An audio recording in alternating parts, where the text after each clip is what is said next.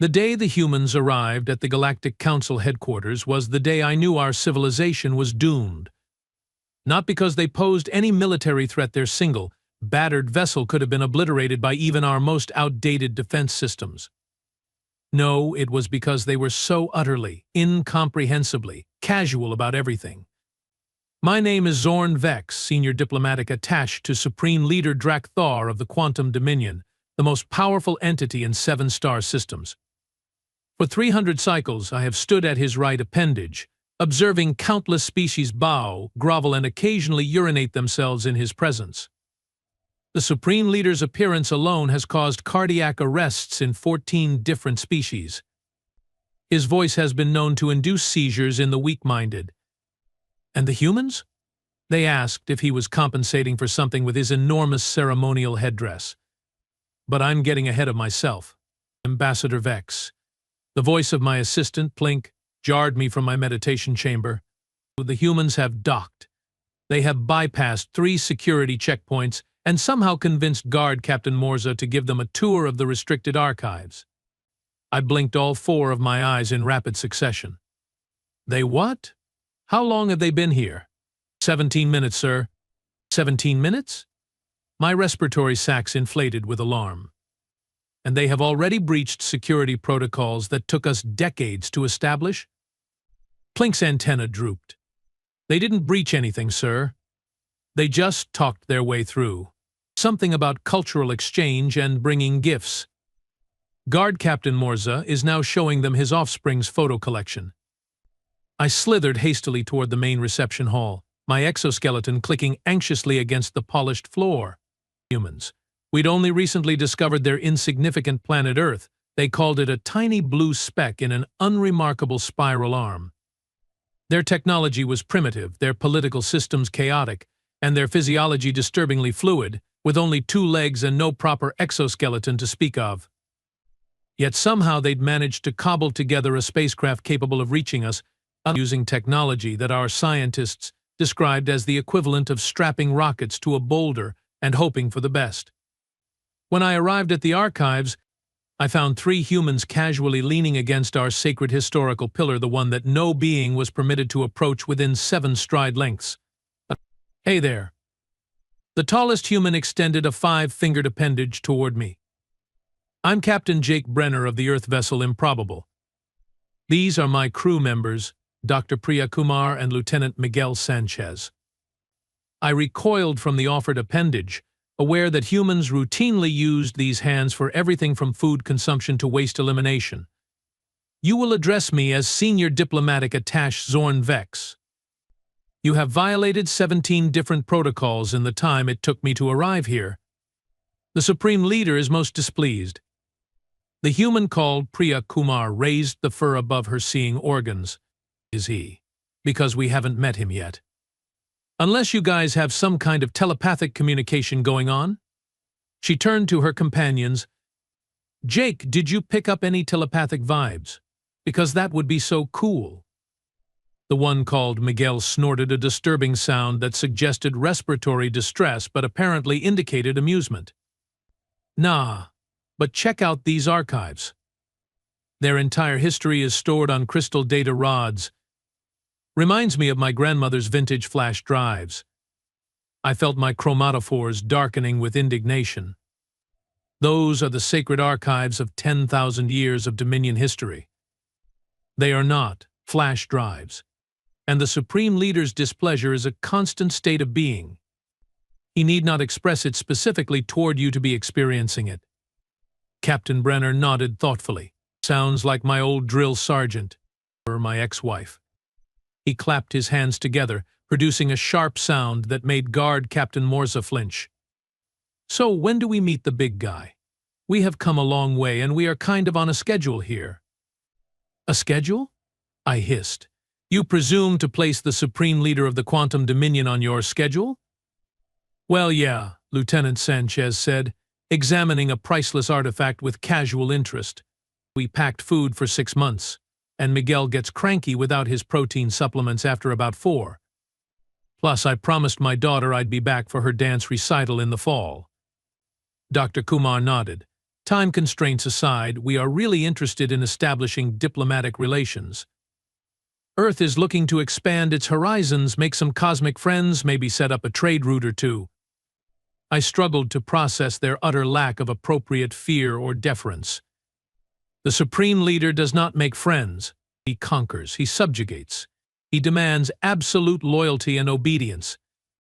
Captain Brenner whistled another strange sound produced by forcing air through their face holes. Sounds intense. Has he considered therapy? I know a great counselor back on Earth who specializes in narcissistic personality disorders. Before I could respond to this outrageous suggestion, my communication implant buzzed. The Supreme Leader himself was summoning us to the Grand Audience Chamber. Immediately. "You will follow me," I said with as much dignity as I could muster. "You will walk 7 paces behind. You will not speak unless spoken to. You will prostrate yourselves when the Supreme Leader's presence is announced. A failure to comply will result in your immediate disintegration." The 3 humans exchanged glances. "So, business casual then?" Captain Brenner asked. The journey to the Grand Audience Chamber was excruciating. The humans stopped to admire every architectural feature, asked inappropriate questions about our reproductive biology, and attempted to engage passing dignitaries in what they called small talk.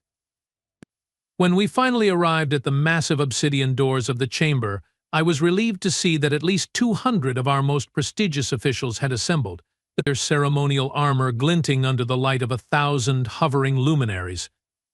"Wow," Dr. Kumar whispered. "You guys really go all out for these meetings, huh?" Silence. I hissed. The Supreme Leader approaches. The massive doors swung open, revealing a corridor lined with elite guards, each standing 3 meters tall with plasma rifles at the ready. Fog rolled out from hidden vents, an atmospheric enhancer designed to create an aura of mystique and dread. Ominous music played from concealed sound projectors, a composition specifically engineered to trigger anxiety responses in most sentient species. And then, emerging from the fog like a nightmare-given form, came Supreme Leader Drakthar. He stood 7 meters tall, his chitinous exoskeleton adorned with the bones of conquered enemies. 6 massive limbs extended from his torso, each capable of crushing a small vehicle. His head was crowned with an enormous ceremonial headdress made from rare metals and embedded with the skulls of former rivals. His mandibles clicked rhythmically, a sound that had become synonymous with impending doom throughout the galaxy. Every dignitary in the room immediately prostrated themselves, pressing their sensory appendages to the floor in abject submission. The humans remained standing, their faces displaying expressions I couldn't quite interpret. Visitors from Earth, the Supreme Leader's voice boomed, amplified to physically painful levels. "You stand before Drakthar, Supreme Leader of the Quantum Dominion, conqueror of the 7 systems, destroyer of the Moldovan Rebellion, eternal sovereign of—" "Excuse me," Captain Brenner interrupted, raising his hand as if in a classroom. "Sorry to cut in, but is all this fog necessary?"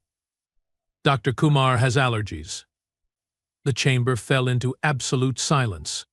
In 300 cycles of service, I had never witnessed anyone interrupt the Supreme Leader's introduction. The penalty for such an offense was typically being slowly dissolved in digestive enzymes while your loved ones were forced to watch. The Supreme Leader's massive head swiveled toward the human. "You dare interrupt the sacred introduction?" "Well, yeah," Captain Brenner shrugged. "It was getting pretty long, and like I mentioned, we are on a bit of a schedule. Plus, all this dramatic fog and the booming voice thing, it's a bit much, don't you think? Like you are compensating for something." I felt my third heart stop beating momentarily. This was it. This was how humanity would end, not with a glorious last stand, but because their representative couldn't refrain from making a penis joke in front of the most powerful being in the known galaxy.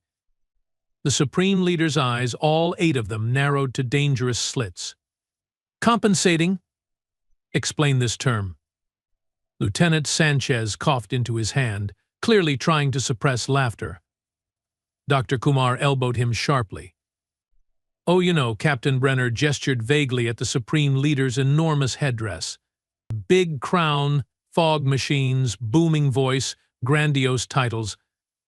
On Earth, we sometimes say people do these things to make up for inadequacies in other areas. The Supreme Leader's mandibles clicked rapidly, a sign of either intense rage or confusion. Possibly both. Inadequacies? Drakthar has no inadequacies. Drakthar is supreme in all aspects of existence. Sure, Captain Brenner nodded soothingly. That's exactly what someone with inadequacies would say, but hey, no judgment here. We all have our insecurities. The assembled dignitaries remained frozen in their prostrate positions, many now trembling visibly. I myself was calculating the quickest route to the emergency escape pods. Dr. Kumar stepped forward. What my captain is trying to say, albeit poorly, is that on Earth we value directness and authenticity in our communications. All this ceremony, while impressive, creates barriers to genuine dialogue. We have come seeking mutual understanding and potential friendship. The Supreme Leader loomed over the tiny humans, his massive shadow engulfing them completely. Friendship? The Quantum Dominion does not seek friends. We seek subjects. Your planet will be assessed for resources and strategic value. If found worthy, you will be permitted to serve the Dominion. If not, your species will be eradicated.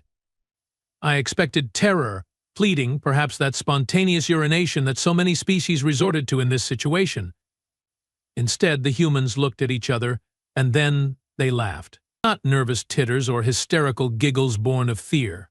Full, genuine laughter that echoed through the sacred chamber. Oh man, Lieutenant Sanchez wiped at his eyes. That's classic. Your species will be eradicated. Dude, you sound like every cheesy alien villain from our old movies. Right?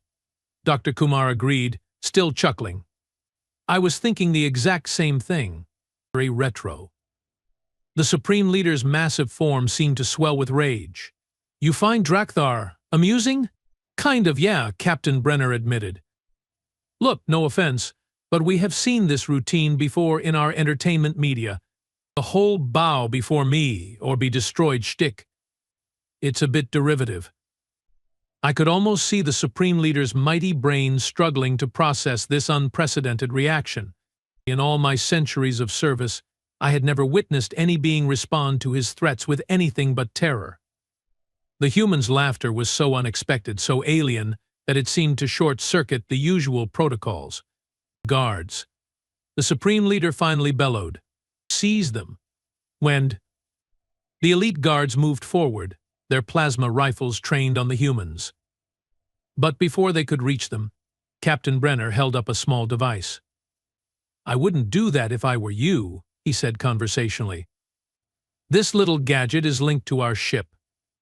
If we don't return and enter a specific code, it will transmit all the details of your civilization coordinates, defense capabilities, weaknesses to Earth. And let me tell you, humans aren't too fond of bullies. The Supreme Leader's mandibles froze mid-click. This is a bluff. Maybe, Dr. Kumar said with a shrug.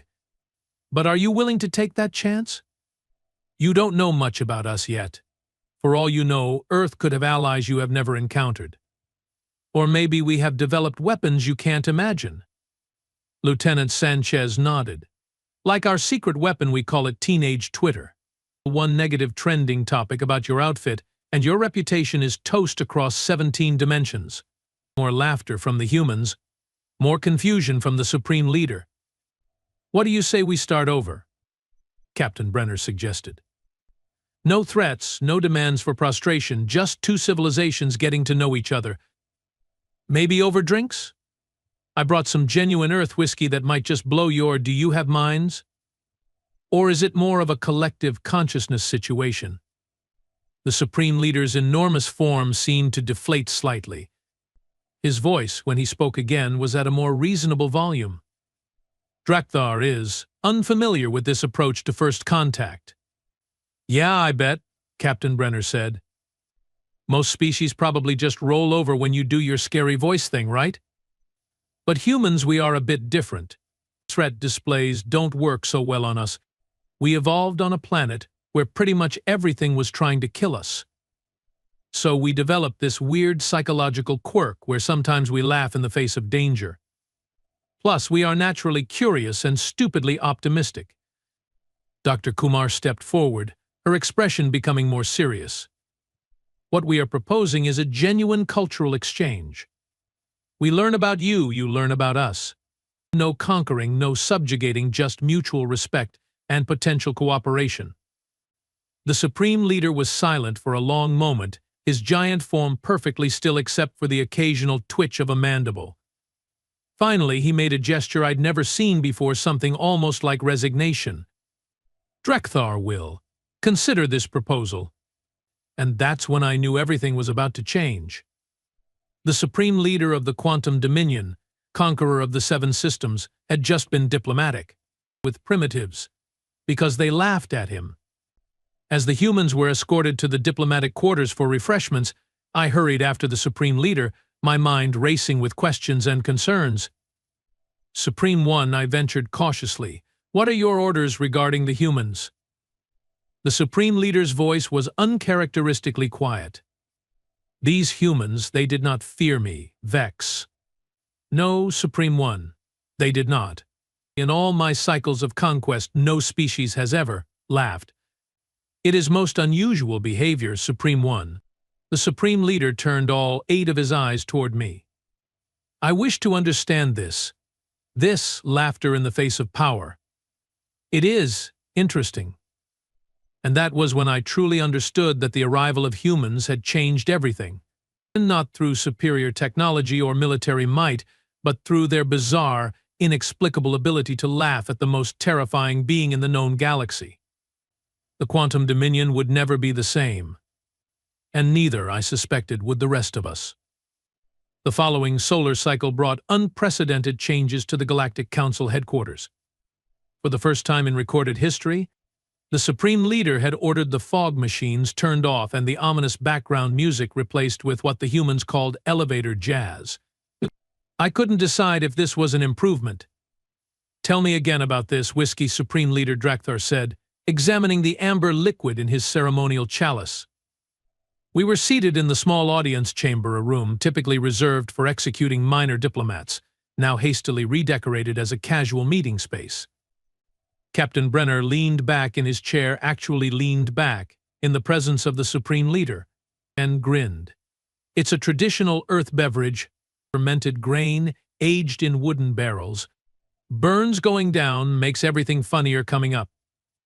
The Supreme Leader's mandibles twitched with what I was beginning to recognize as curiosity. And this burning sensation is pleasurable to humans. Some of us, Dr. Kumar interjected. Personally, I prefer a nice gin and tonic. The taste is more botanical. Lieutenant Sanchez snorted. That's because you are fancy, Priya. Some of us like our drinks like we like our diplomatic missions, rough, strong, and likely to cause regrets in the morning. More of that strange human laughter filled the room. I watched in astonishment as several of the elite guards struggled to maintain their stoic expressions, their mandibles twitching suspiciously. Supreme One, I whispered urgently. The humans continue to display inappropriate familiarity. Shall I remind them of proper protocol? The Supreme Leader waved one massive appendage dismissively. No, Vex. I find their informality fascinating. My exoskeleton nearly cracked from shock. The Supreme Leader, the being who once had an admiral executed for breathing too loudly during a strategy meeting, was allowing, even encouraging, this casual behavior?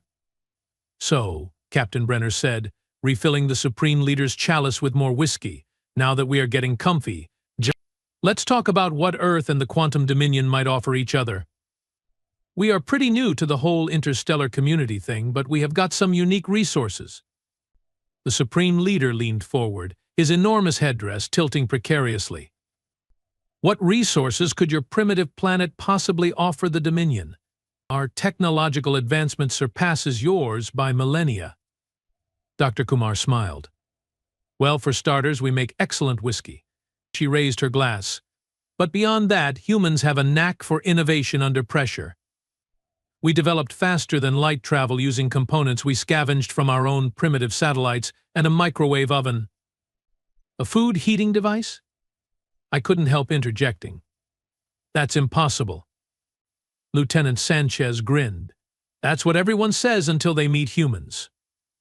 We are basically cosmic cockroaches, incredibly adaptable and impossible to get rid of once we show up. Cockroaches. The Supreme Leader's translator implant seemed to struggle with the term. Small insects on Earth, Captain Brenner explained, nearly indestructible. They can survive radiation, starvation, even decapitation for a while.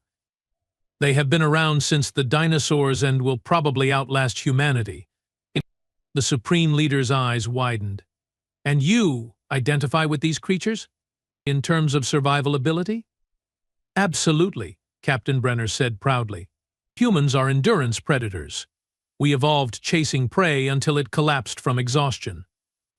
We can survive in almost any environment, eat almost anything, and figure out solutions to problems that would drive most species to extinction. I noticed the elite guards exchanging concerned glances. The idea of a species that would chase its prey to exhaustion rather than making a quick, efficient kill was disturbing. But enough about our weird biology, Lieutenant Sanchez said, draining his glass. We are more interested in cultural exchange. Like, what do you folks do for fun around here? The Supreme Leader's mandibles clicked in confusion. Fun. Me? Yeah, you know, Sanchez gestured vaguely. Entertainment, recreation, hobbies. When you are not conquering star systems or intimidating diplomats, what do you enjoy?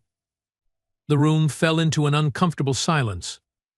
The concept of the Supreme Leader having hobbies was so alien that I feared the translation implants had malfunctioned. The Supreme Leader does not engage in fun, I explained stiffly. His existence is dedicated to the expansion and glorification of the quantum dominion. Captain Brenner frowned. That sounds exhausting. All work and no play makes Drakthar a dull boy, doesn't it? Drakthar is not a boy. The Supreme Leader boomed, momentarily forgetting his new indoor voice. Drakthar is Supreme Leader of, he caught himself, adjusted his volume, and continued more quietly. Drakthar has no need for recreation.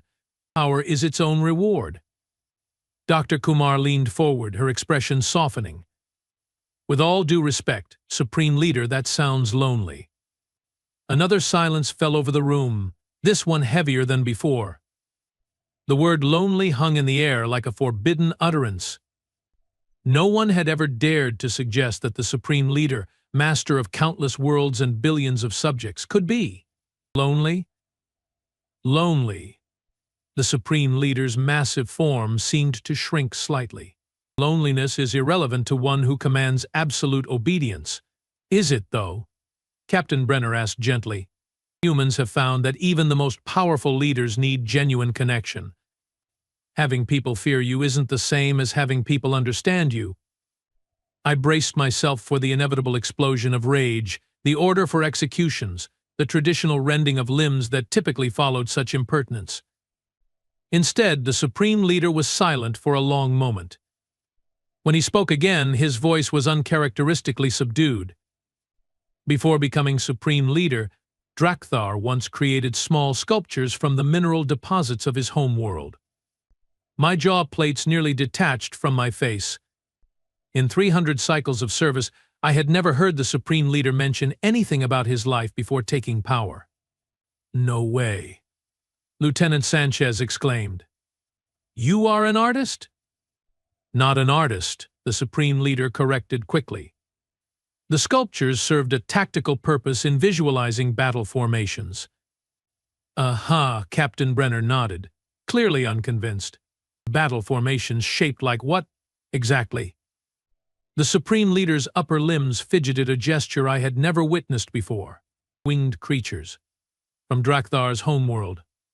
Now extinct. You sculpted birds? Dr. Kumar's face lit up. Or, well, your planet's equivalent of birds? That's wonderful. Do you still have any of these sculptures? They were destroyed during the Ascension Wars, the Supreme Leader said. a note of something regret in his voice. Such pursuits were deemed unsuitable for a supreme leader. Captain Brenner refilled everyone's glasses. That's a shame. On Earth, many of our greatest leaders were also artists, writers, musicians. We believe creativity enhances leadership, not diminishes it. Ridiculous, I interjected, feeling the need to restore some semblance of proper protocol. The supreme leader's purpose is to lead, to conquer, to. Actually, Vex, the supreme leader interrupted, perhaps the humans have a point. The Dominion has existed in its current form for 10,000 cycles. Yet we have produced no great works of art, no music that is played beyond our borders, no literature studied by other species. I stared at my leader in horror. Was the whiskey affecting his neural functions? Supreme One, our military might is unmatched. Our technological superiority is beyond question. What need have we for art? Lieutenant Sanchez laughed. You sound like my Uncle Pablo when I told him I was studying xenobiology instead of business. What good is knowledge if it doesn't make money? He mimicked an older human's voice. But here's the thing, culture is what survives when everything else falls. The Roman Empire is long gone, but we still read their poetry. What is this, Roman Empire? The supreme leader asked, suddenly interested. And so began a history lesson I never could have imagined. For the next several time units, the humans regaled the supreme leader with tales of Earth's ancient civilizations, mighty empires that rose and fell, leaving behind not just ruins but ideas, art, philosophy, and stories that continued to influence their world thousands of years later. The supreme leader listened with rapt attention, occasionally asking questions that revealed a genuine curiosity I had never before witnessed. These Romans built an empire across much of your known world, yet you remember them not for their conquests but for their laws and poetry? He asked incredulously. Dr. Kumar nodded. Military power fades, borders change. But ideas and art endure. The Roman Empire fell, but Roman architecture still influences our buildings. Their language evolved into several modern languages. Their concept of citizenship shaped our modern democracies. Democracy. The supreme leader pronounced the word as if tasting something unfamiliar. Your planet is governed by this system? Where leaders are chosen by common citizens? Captain Brenner grinned. More or less. It's messy and inefficient and sometimes downright stupid, but it works for us. Humans don't do well with absolute authority. We tend to get cranky and start revolutions. Revolutions? The supreme leader's translator implant seemed to struggle with the concept. Yeah, it's kind of our thing, Lieutenant Sanchez said casually. Someone tells us we can't do something, and suddenly that's all we want to do. Tell us we can't have tea without paying taxes, boom, tea party and a revolutionary war. Tell us we can't go to the moon, boom, we are playing golf on the lunar surface a decade later. The supreme leader's eyes narrowed. Your species deliberately defies authority as a matter of principle. Pretty much, all three humans said in unison, then laughed at their synchronization. I felt a growing sense of dread. The humans were openly admitting to being naturally rebellious, prone to revolution, and resistant to absolute authority, traits that would normally mark a species for immediate subjugation or eradication. Yet the supreme leader seemed fascinated rather than outraged. And this defiance, the supreme leader continued, this laughter in the face of power. It is a survival mechanism. Dr. Kumar considered this. Partly, yes. Humor helps us cope with fear and uncertainty. But it's more than that. Laughter creates bonds between people. It breaks down barriers. When we laugh together, we recognize our shared experiences, our common humanity, or in this case, our common sentience. Captain Brenner leaned forward. Which brings me back to my original point, Supreme Leader. Earth doesn't want to be conquered or subjugated. We wouldn't be very good subjects anyway, too mouthy, too rebellious, too fond of making jokes at inappropriate moments. But we could be excellent allies. Allies? The supreme leader repeated the word as if it were in a foreign language. The quantum dominion does not have allies. We have subjects or enemies. Well, maybe it's time for a policy update, Lieutenant Sanchez suggested. Think about it, an alliance with Earth gives you access to our resources, our innovations, our whiskey, without the hassle of trying to keep us in line. And trust me, keeping humans in line is like herding cats. Cats? Another translation confusion. Small predatory mammals that absolutely refuse to follow directions, Dr. Kumar explained. Adorable, but completely unmanageable. Like humans, Captain Brenner added with a wink. The Supreme Leader fell silent, his massive form perfectly still as he processed this unprecedented proposal. Finally, he rose to his full height, towering over the humans.